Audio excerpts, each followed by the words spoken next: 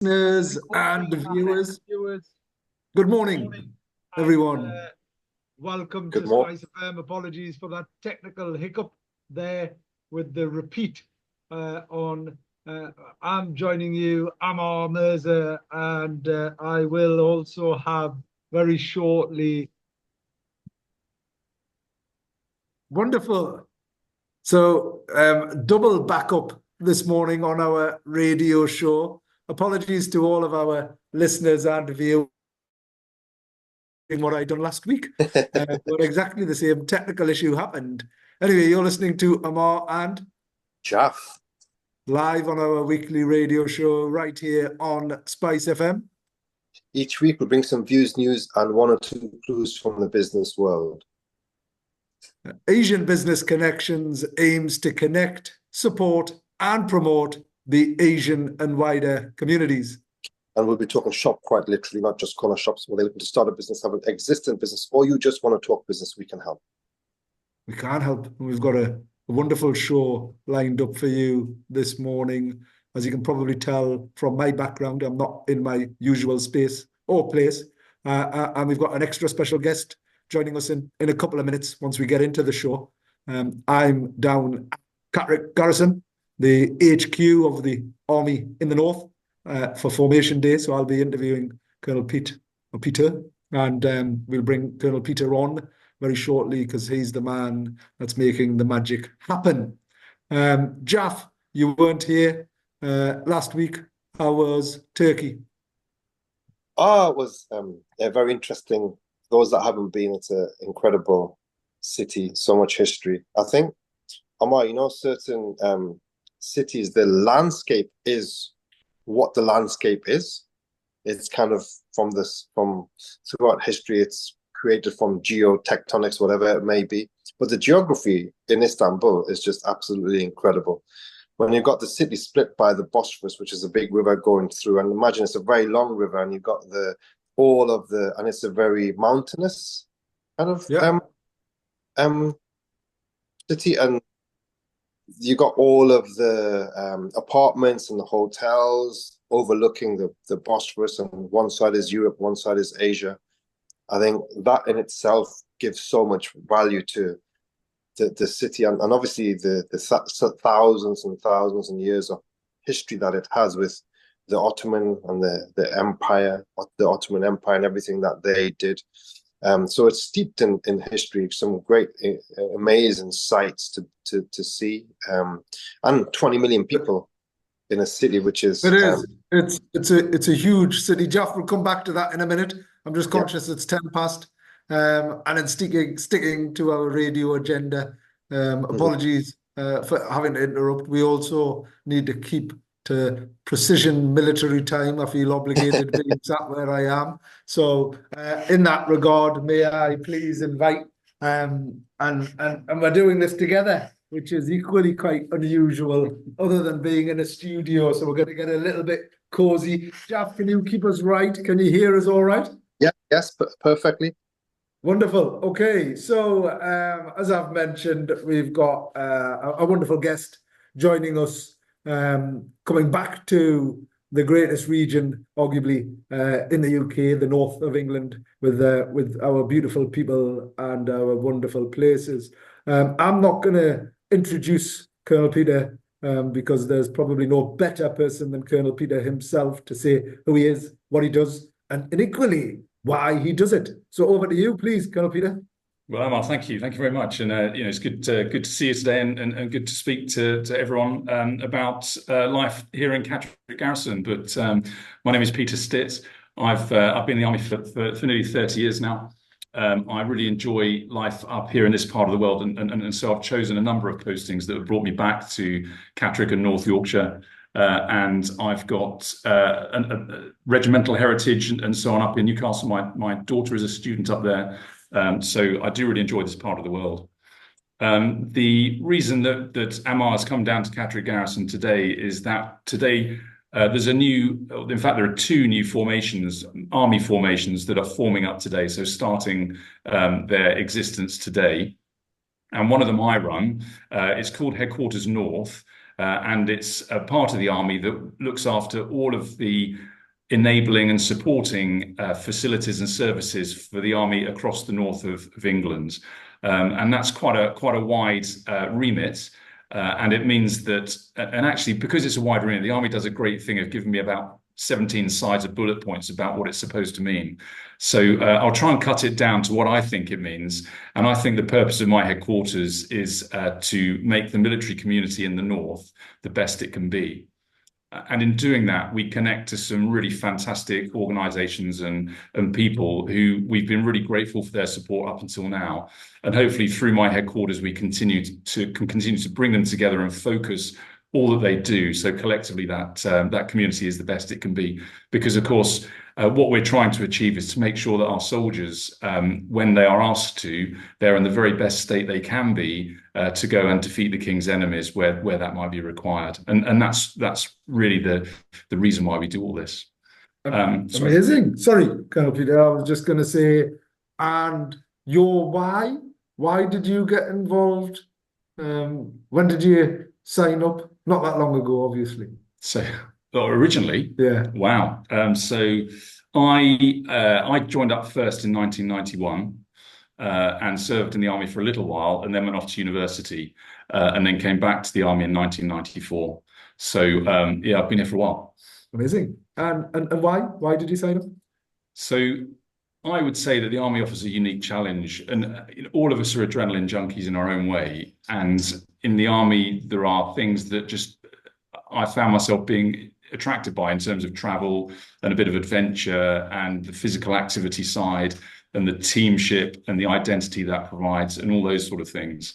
So that attracted me into the army, and if I'm honest, I've enjoyed it since then, and I haven't really found a reason why I'd want to leave.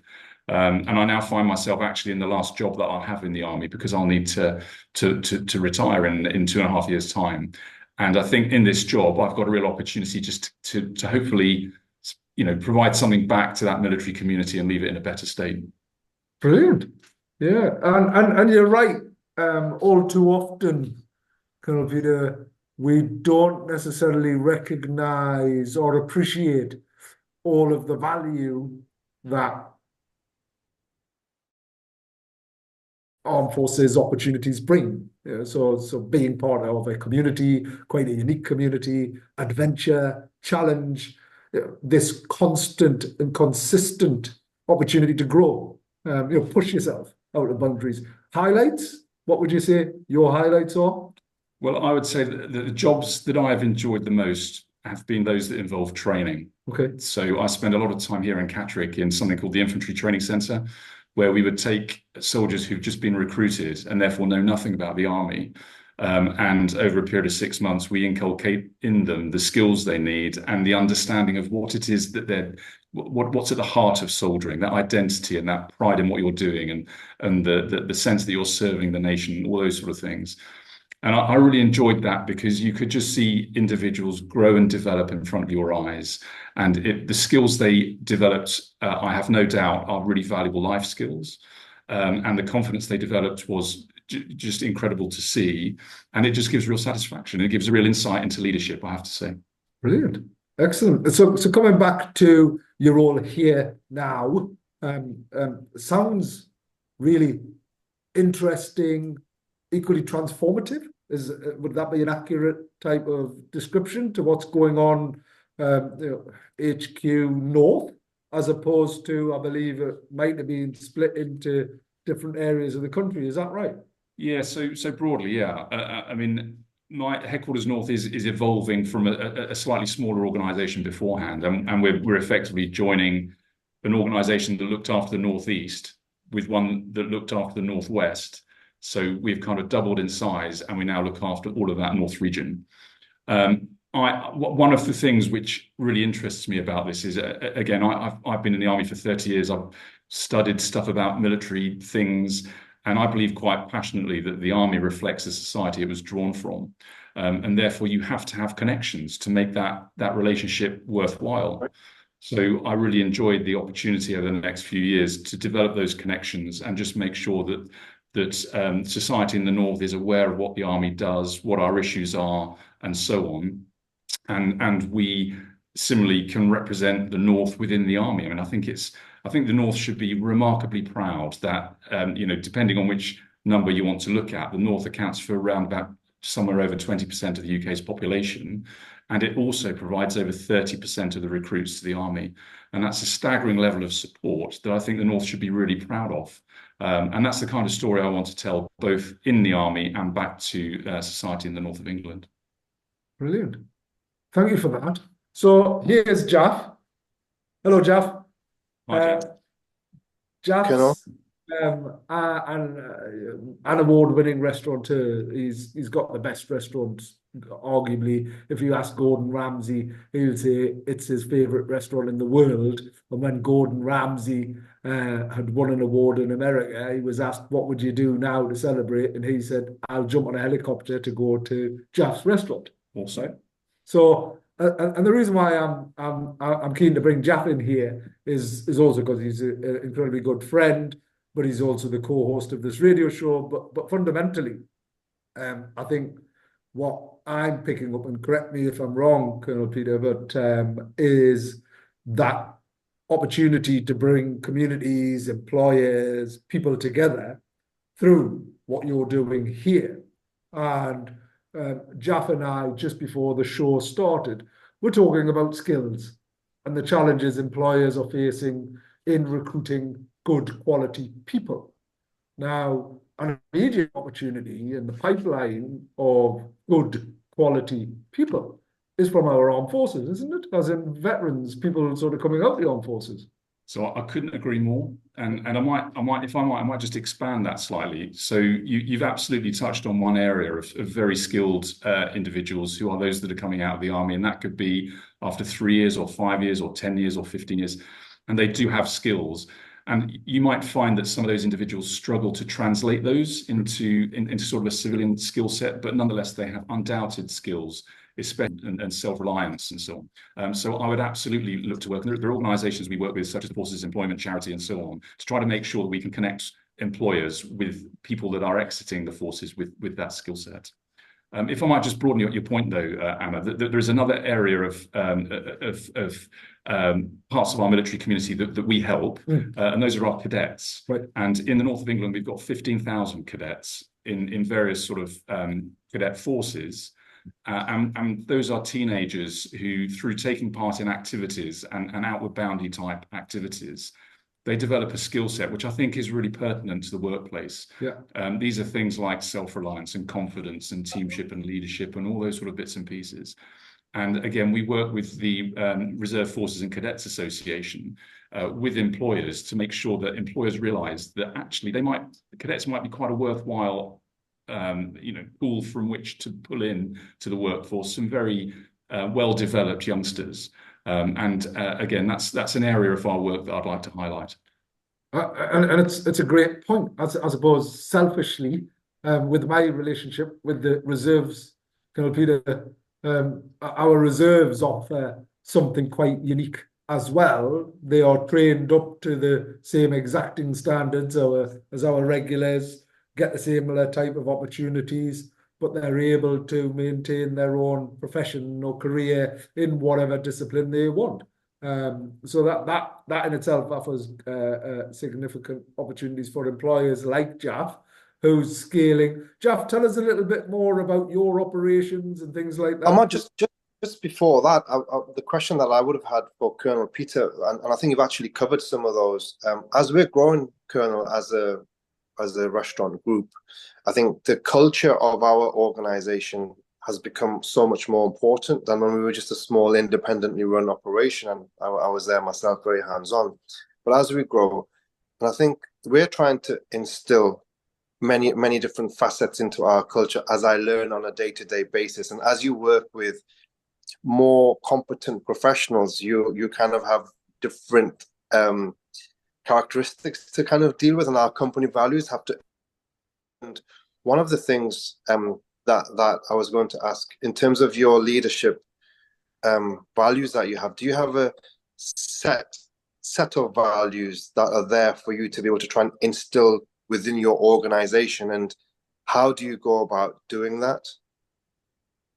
So good question. So the army has its set of values. We refer to them as sea drills, and that's courage, discipline, respect for others, integrity, loyalty, and selfless commitment. And those are the values that we expect all in the army to use to guide their day-to-day activity. There's another aspect of the army which has really helped, as I've got to understand it and really dig into it, I've really found it valuable, and that is the idea of our leadership styles. And we have an approved leadership style, which is basically a transformational leadership style, which is almost diametrically opposed to the transactional leadership style, which can be unhelpful. So through using the Army's values and having explored that transformational leadership style, those are the things that have helped me in terms of working out how to approach, and in this current challenge, how to approach forming a new headquarters. So some of the things that we've done is we've tried to work out what it is that we are here for, not the mumbo jumbo that the Army tends to wheel out in phrases that just don't mean anything. And as I said previously, I've boiled that down to the purpose. Our purpose is to make the military community in the North the best it can be. And we've also tried to generate an identity that people who are now coming to work for us can look at and see and recognize that their efforts will contribute to the strength of that identity and brand. So we've gone to quite deep efforts to provide a badge that links to the north of England. And our badge and identity revolves around the Merlin, which is long associated with the military in the northeast especially, but the Merlin is resident throughout the north. And it's a bird of prey which has this behavioral characteristic of being very tolerant and very patient, but when it needs to, it is ferocious and it gets the job done. And we'd like to build our identity around that. And so Ammar will see when we go down to the event today, he'll see quite a lot of that branding around, because I want the people that are new to the organization to look at it and understand what we represent, and using the values that I described, and hopefully under a leadership style through my team, which reflects this transformational approach, they'll buy into it, they'll recognize what we're trying to do, and we'll achieve some real momentum. And that's my hope anyway. Brilliant. Really and I suppose, Jalf, what could we learn those analogies, as in choosing something that is relevant and making it a bit more understood. I was personally unfamiliar with the Merlin, but I like the the now. Be very familiar before the end of the day. Yeah, looking forward to it. Yeah, I think what I've taken from Colonel is just the fact that there's a purpose and how an individual can identify themselves with a particular purpose that the Army has or that particular organization has, and being able to buy into it.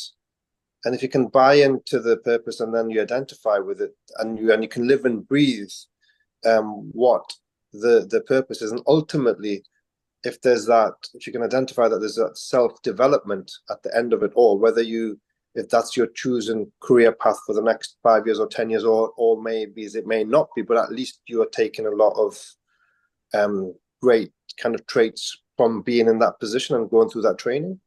So I think it's being able to, as an employer, realizing that we always feel that when you're looking at cadets and stuff, that they've got an extra level of discipline and organization and a better understanding than what the average youngster would have when they just come out of school, because they haven't had that grounding at school.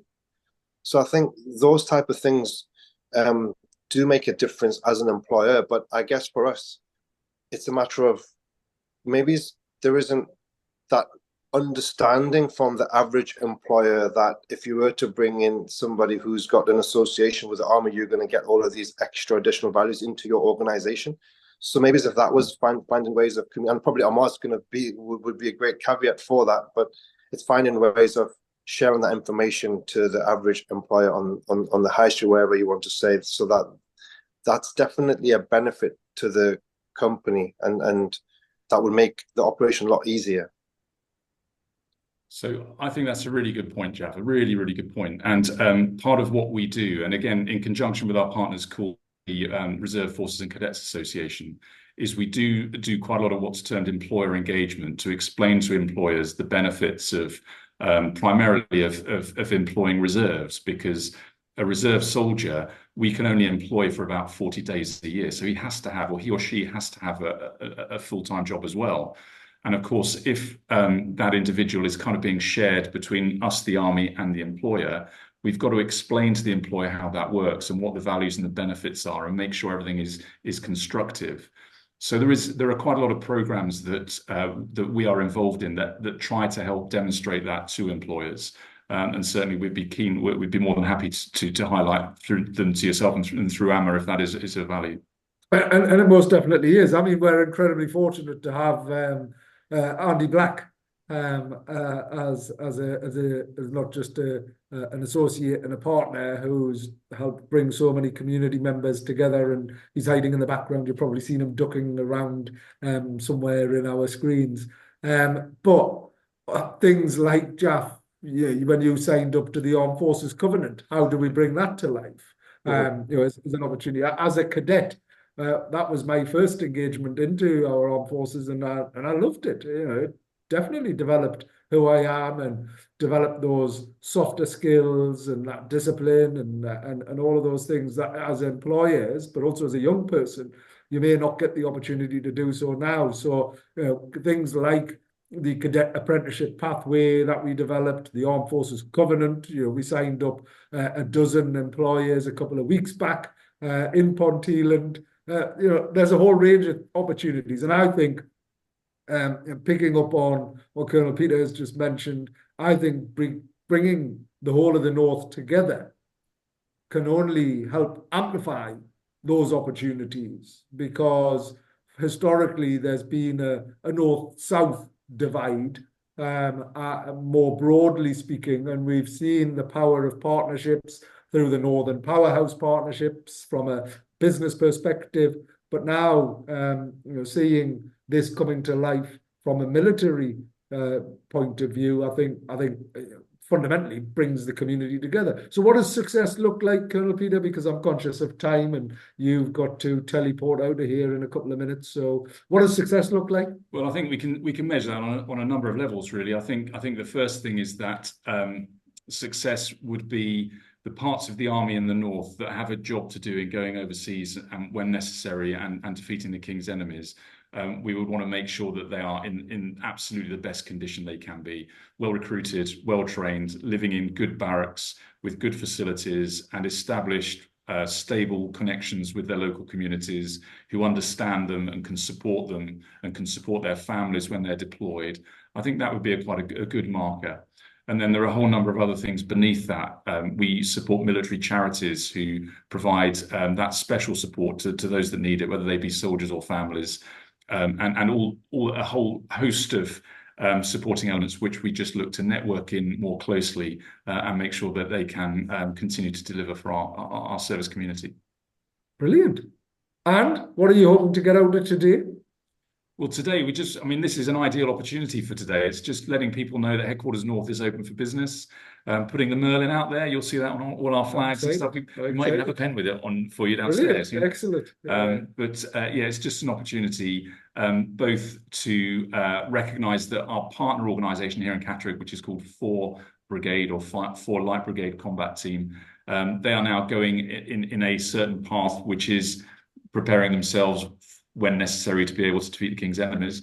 And we as Headquarters North are now open for business right across the North, with a view to making the military community in the North the best it can be. Excellent. Well, we wish you all the best. I'm excited to come and experience both the Merlin promotion, also the launch of HQ North. I think it's a wonderful thing. I don't doubt it's, sort of any change brings its own challenges, but bringing you under your leadership, and you've demonstrated and highlighted that. I was incredibly impressed that you rolled off the values and everything else. I don't know why I wouldn't, but being able to not only share them but demonstrate them through your 30-year career. So I'd like to personally thank you for your service. We don't do that enough. And I think the more that we can do around promoting the opportunities, the wonderful people in our armed forces, the more incumbent it is on us to develop those relationships and encourage other members of all communities to come together and support, the tremendous job that you do. So on behalf of Spice FM, Asian Business Connections, and us, thank you ever so much. Well, thank you very much indeed. Thank you. It's good to see you and You good too. to speak. Thank you. Thank you. All right, there we have Colonel Peter now shooting off, teleporting out of here. As you've seen, I'm sure Colonel Andy was jumping around in the background doing some sort of jig, is what he was. But wonderful. Okay, so you're listening to Ammar and Jalf. live on our weekly radio show right here on Spice FM. It's wonderful to have people like Colonel Peter, sort of demonstrating that leadership, Jalf. So interesting. Obviously, the army is such a big organization, such a fundamental and important organization for the United Kingdom of Great Britain, and it doesn't surprise me that they do have some of these great values in place that every single soldier must be with them, and it just shows why the army over the years has been so successful, because it's our values like that they have instilled into all of their personnel. And actually, Jeff, when you were asking that question, because I thought it was a great question around leadership. As your organization grows, you can't be everywhere as a leader. So you've gone from an independent to a group now. There's so many exciting things going on. And I'm keen for others to learn and hear about that journey. But how do you develop yourself? And one of the things that I've done is through volunteering and getting involved, being a colonel of 101 Regiment and various other boards and everything else. I've been incredibly fortunate to keep developing myself and learning things from others, constantly, consistently, and then applying that. And I think an area that you might want to consider, because we did go into an organization and deliver. We ran a workshop. As part of that workshop over 2 days, I got the army in, and they had done some leadership exercises with about 15 people. And I think that might be, and there's no cost to that. They're very happy and keen to come and share some of those leadership practices. And I wonder if we can sort of almost get 2 or 3 employers, 2 or 3 leadership team members, and get them to run a half-a-day leadership program. I think that'd be transformative. Yeah, I think it would be amazing. I think it's obviously all businesses are in today's climate, because the climate is so challenging, the economic climate around the world. I think it's those that, if you're not really finding every single way of developing your organization, making it better, making it more streamlined, making it more efficient, like you just mentioned, that military precision and A, B, C, and D, there'd be so much to take on board to make that organization a lot healthier. And I think everybody must take on that standpoint and find ways of really making yourself equipped for the future. And the future is going to be, I think it's going to be very turbulent the next few months and the next few years. Yeah. And I think, well, we're already seeing that, right, through global type of challenges and the geopolitical elements of things that we haven't touched upon on the radio show was Donald Trump getting allegedly getting potentially assassinated, didn't we? Imagine if he did get assassinated. I mean, to me, I'm the only thing is horrific. It seems. Imagine if he didn't move his head, and well, he said that. He's. I mean, he acknowledges that there was a godly intervention, as what he said. So, but imagine if he didn't move his head and he was. I mean, what on earth? I mean, imagine what we would have been witnessing in the media and what would be happening in America today in terms of funerals and all of the craziness associated with all of that. But then in a flash, though, he managed to avoid the assassination attempt and he raised his hands in the air and everything seems to have very quickly got back to normal. And he's back on stage and he's doing his thing. He's got a plaster on his ear and A, B, C, and D. I just feel that the seriousness of it, an attempted assassination on, the former president, I think that's such a big, serious situation. I just feel everyone have we quickly got over it very, very quickly. The severity of that, if that makes sense. I don't know if we have or we haven't, Jeff. I mean, in any event, I suppose we remain apolitical. We always ensure there's a balanced view. And one of the things earlier on this year, Jeff, was another prime minister within Europe were they not stabbed in the stomach by someone? No, the Slovakian. I think it was the Slovakian prime minister who got shot 3 or 4 times, and he managed to survive the bullets, and he's now on crutches. But he is back at work on crutches. No, I think there's been further issues and challenges, but in any event, doesn't matter who you are, what you stand for. If you are, excuse me, putting your name out there to represent people, I think it's absolutely abhorrent. I think it's disgusting for anyone to be attacked, never mind potentially assassinated. And you're right, the level of security that should exist. And I mean, the thing is, everyone's got views, haven't they? And all of a sudden, after an event, everybody's an expert. Before it, not quite so. So everyone could have been a Gareth Southgate, couldn't they have been? Everyone could have been a security expert. Everyone could have been whatever it is. Anyway, that's a real shame. I think Spain deserved to win. I hated the fact England lost. Absolutely, we should have won. But well, I don't think we should have won. It would have been nice. Incredibly well.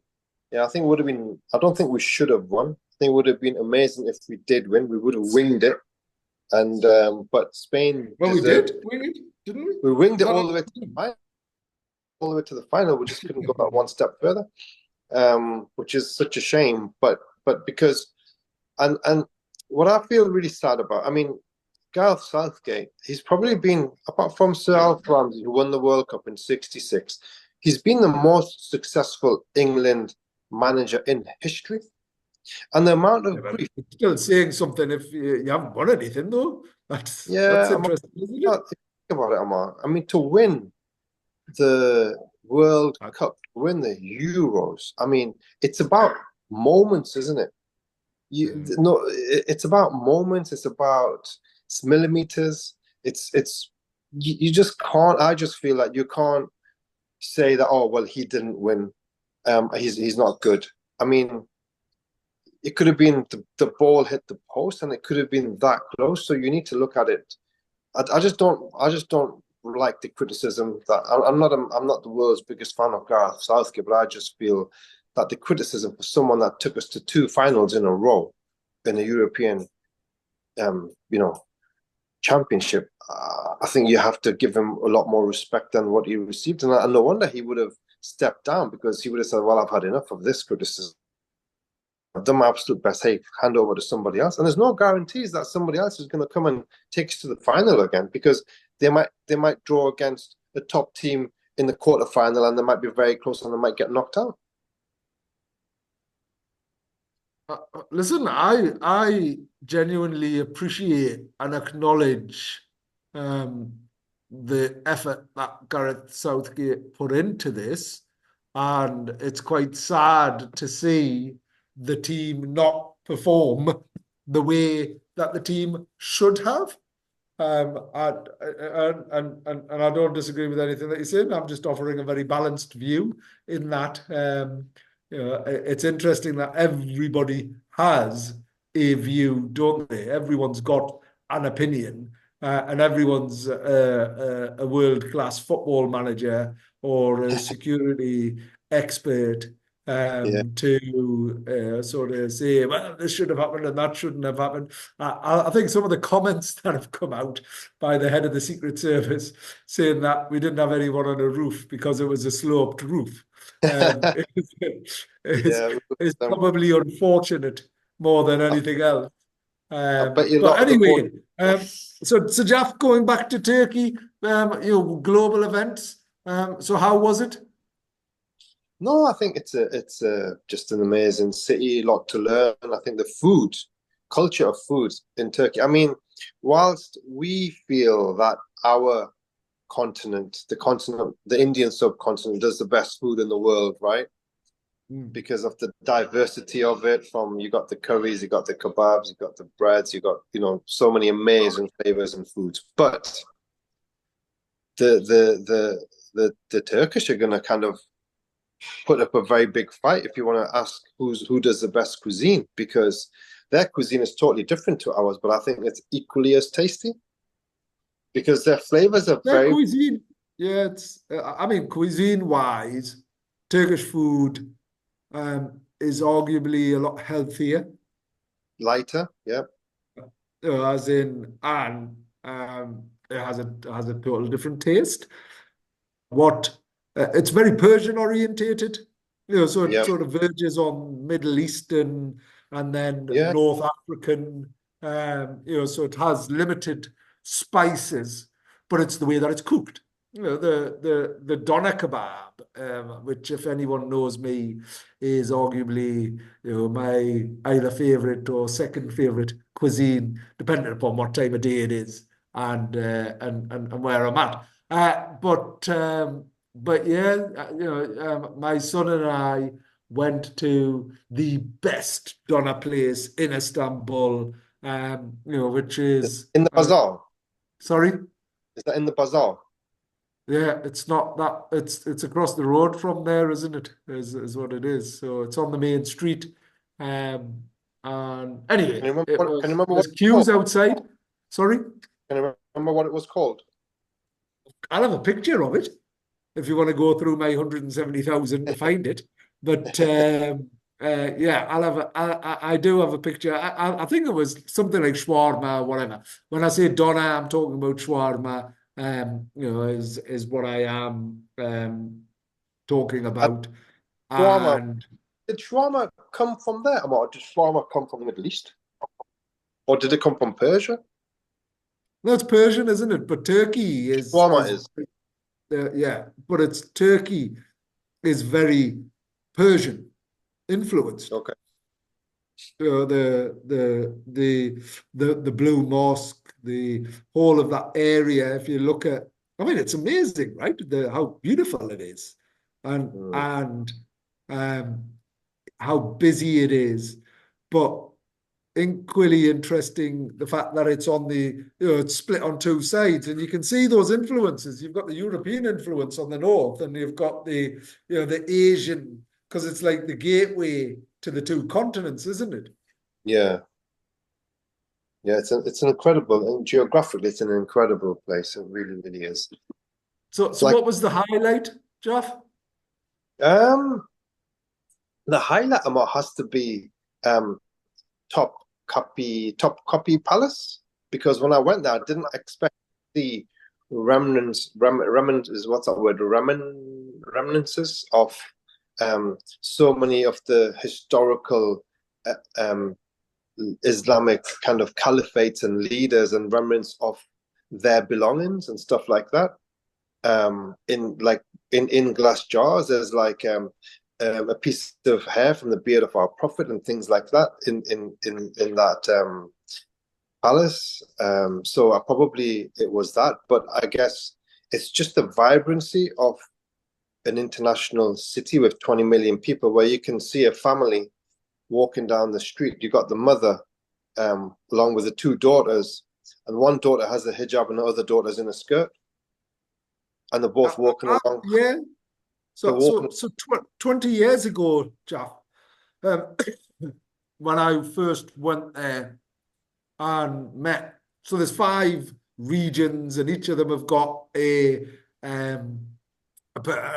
governor, right? So there's 5 governors that report into the government, and I remember flying out there, and it was like the first time I'd gone there, and I was dressed like the man from Del Monte in my sort of linen suit, and I remember coming off the plane, and it was just one of these charter flights, EasyJet or whatever it was, and coming down the steps, and there was a military convoy sat there waiting for me, and people were looking at me, and I was looking at myself thinking, who's this guy? You know, he's just been sat on this plane, and he's come down the steps, and they whisked me off, and but anyway, despite that, it was an amazing experience. And then, you know, we looked at developments, connected buyers with sellers and things like that. But I'll never forget, it was Ramadan, right? So it was Ramadan at the time, and we went out for some food. And there was the husband was sat there sort of opening the fast, and the wife was sat there having a glass of wine. And I thought, I've never seen like that level of liberalism, right? Yeah. It was like, I'm thinking, this is just crazy, and you know, whatever your views are, but it's and because of that history, and because of all of those key considerations and influences, you've got harmonious living there in the main. You know, people would argue it's a bit of a dictatorship and whatever it is. Sadly, the economy's tanked.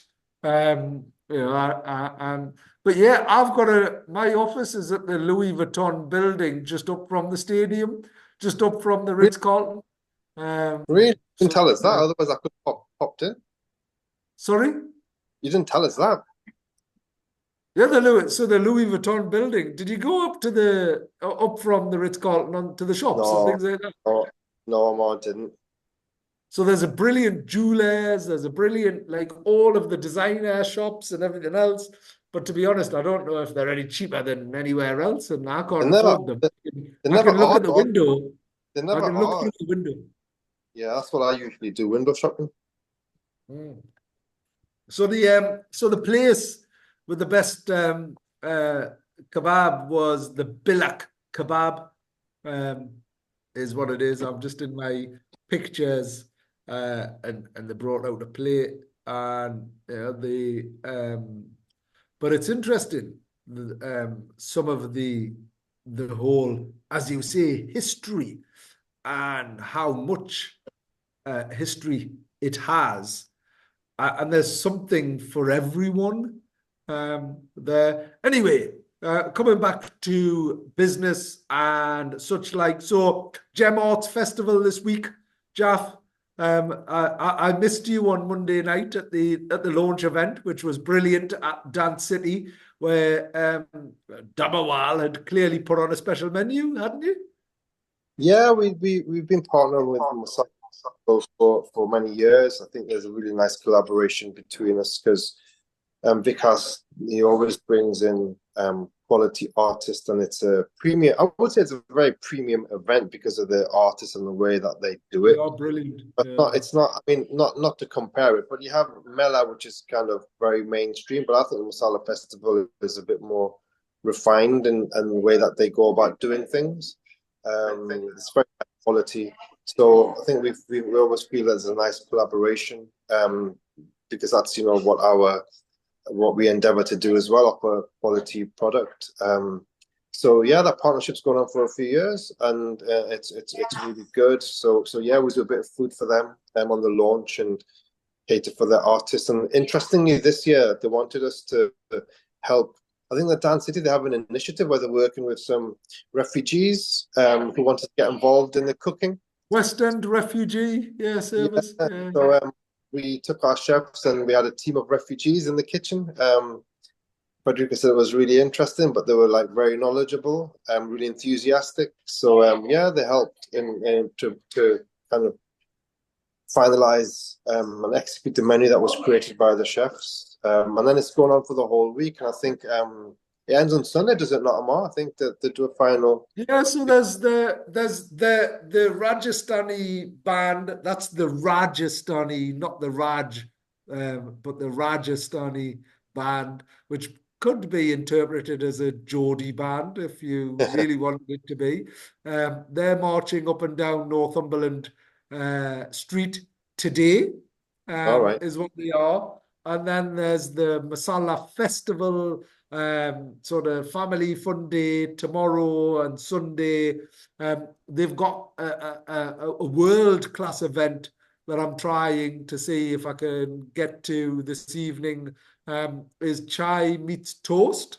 So it's chai meets toast, and apparently this is going to be one of the biggest bands. They play a whole medley of music, from Indian to pop to culture to classic to everything. And I believe they're at the Sage, or actually it's called the Glass House, which will never catch on. And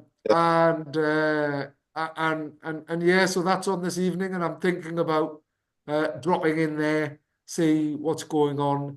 But it's also a big tip hat to all the families. We were meant to have Mark Patton on the radio show this morning, and sadly he's unable to make it, but we'll get him on over the summer just to talk through what's going on in the city. But the thing to highlight is it's schools out for summer, isn't it? Yes. Jalf?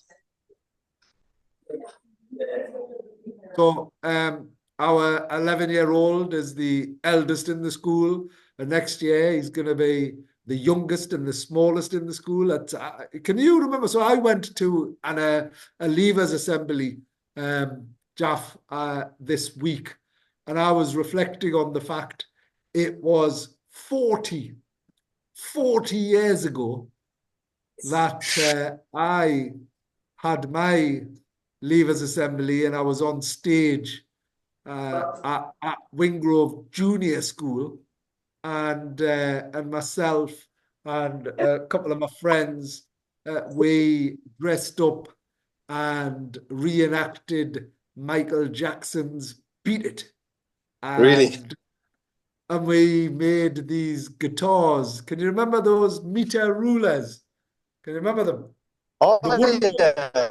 yeah, The wooden ones. Can you remember how long they were? yeah. Wooden meter Can you rulers. remember how long they were? Well, they were meter, weren't they? 100 centimeters? All right, okay, good. Anyway, 100 so the centimeters? meter rulers, so the meter ruler we'd cut guitars out of cardboard and put them on, and I remember that. And Beat It has the longest intro and outro of guitar playing, anyway, and I remember being on stage and then sort of playing the guitar behind my head and all of that. And my good lady, my wife, was saying, I can't remember what we'd done. I can't even remember having a Leavers Assembly. Can you remember having a Leavers Assembly? Can't remember the Leavers Assembly. I do remember kind of vividly the last day of leaving school, but I remember clearly the first day of the new school because of all the nerves and everything. Yeah, yeah, it is. It is. Anyway, let's. If you've broken up, because my daughter's school broke up 2 weeks ago. My son, he breaks up today, and whenever you break up or broke up, do enjoy your summer, whatever you do. If you remember, Mark Patton had kindly shared lots of opportunities for families and young people, free opportunities. As an ex-trustee of Tyne and Wear Archives and Museums, I would encourage everyone to go along to some of these free venues. And if you're slightly older and you're based in Ponteland, we're running some enterprise boot camps, some workshops for 16 to 21-year-olds at the end of August, where you can come in and you can learn from people like award-winning Jalf and a whole host of others, their secrets to success. So if you want to learn how to make money, if you want to learn how to make more money, well, come and learn from those that have got lots of money like Jalf, is what we're going to be doing. And whether that's a bedroom entrepreneur or a boardroom entrepreneur, there's 3 hours of interactive learning. So check out the SMECOFE.com website. That has all of the program details. And then we're running a few more inclusion by default roundtables and opportunities to bring the community together. Jalf, what's your plans for this weekend? Are we going to see you down at the festival? I don't know, Matt. If you're going on a spare space, let me know, and if I can come along, I'll tag along with you. But I haven't made any plans. But I'm around the vicinity, so you never know, you might see it somewhere. Okay, and on Sunday, it'd be nice if you brought the better half up as well. We haven't seen you for quite some time. She's not around at the moment, but she's in Birmingham. But yeah, we will see. Anyway, all right. I'll be reporting back from here. Enjoyable evening or enjoyable afternoon. I'm sure you can be up to a lot of interesting stuff, and hopefully catch up. Yeah, there's some brilliant stuff.